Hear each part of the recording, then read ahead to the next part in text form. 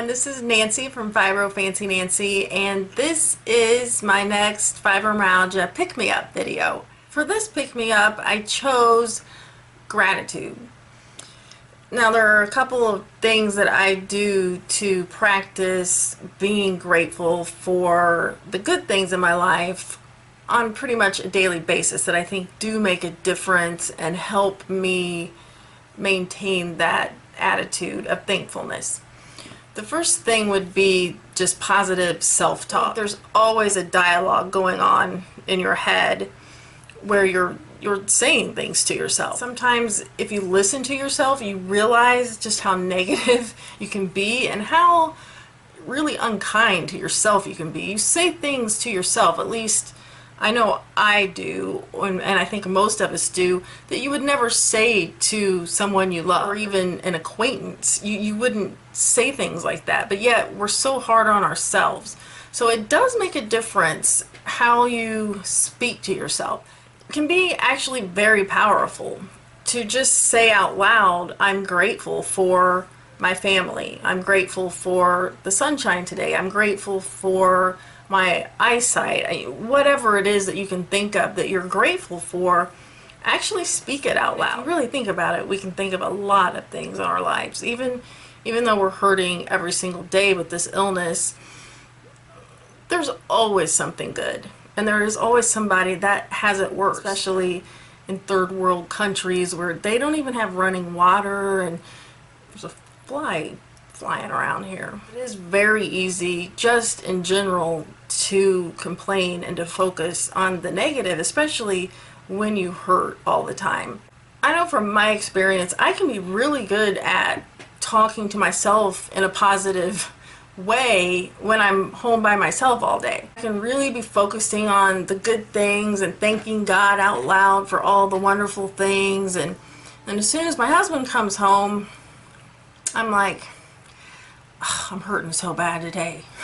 And I start telling him about how bad my body hurts, or this hurts, and I think that in a lot of ways that's natural, because you want to feel understood. You want to feel, it's a way of venting, but it's also a way of trying to lessen that burden that you're feeling on yourself by telling someone else.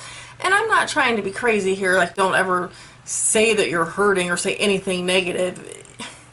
That's not what I'm talking about. I'm talking about just keeping your mind in the most positive space that you can and verbalizing that, mostly to yourself but also with other people. And it's okay to say if you're really not feeling well or whatever, but just don't repeat it 500 times. And I'm guilty of doing that a lot of times. I have to really watch myself or I can really start complaining. It's just cementing those negative thoughts into our brain. I mean, believe it or not, we are listening to ourselves when we talk. We listen to ourselves more than we ever listen to anybody else. So what we say to ourselves is very important. What we say to others is important too, but kind of in a different vein. So that would be one practical way of getting that gratitude into your life as a pick-me-up, the positive self-talk. And I will link a couple of, I think, fantastic books on this subject, on the power of positive thinking and the power of our words and how they really do have the power to change our lives. I will link those resources below. But another thing that I do and have done for a lot of years is keep a gratitude journal. There is a book out by a woman, and I don't know her name, I apologize, but I don't even know the name of the book exactly, but it's something like 1,000 Gifts. And the idea of it is to come up with 1,000 things that you are grateful for. Journaling is a great way to connect with that part of yourself and to make sure that you keep focusing on the good things in your life. I challenged myself to do the 1,000 things. That's actually what this journal is. I started, I think, about last fall, and I've got this many blank pages left. I mean, this is all filled up, but I found that it's a lot harder to come up with 1,000 things than I thought it would be. I started listing things that were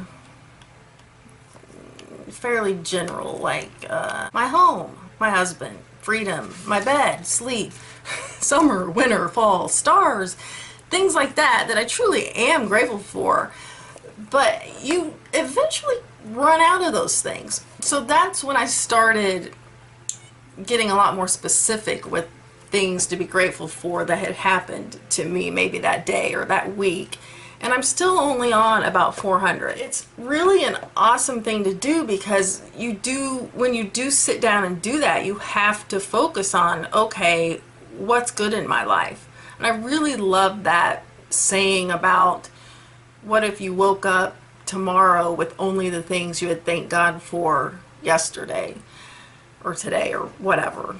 You know what I mean? So I think gratitude is an absolutely wonderful pick-me-up, because when you really practice the art of being grateful by talking to yourself in a positive way, or prayer, thanking God if you're so inclined, or keeping a gratitude journal, or all of the above, how could that not be a pick-me-up? I mean, of course it is, because you're putting your mind on things that are good in your life and not on, oh, my head hurts, my neck hurts, my back hurts, and that's all true. And when you have fibro, it's hard. I mean, most days are really, really difficult, and some days are almost impossible, living with so much pain and fatigue, and it's frustrating. But one thing we can control is our mind, and we can control what we focus on, and that does affect how we feel, definitely emotionally, but physically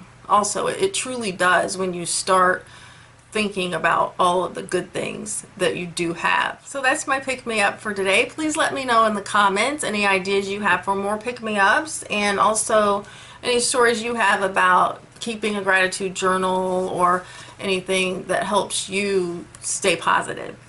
Thank you for watching. I'll see you next time. Bye.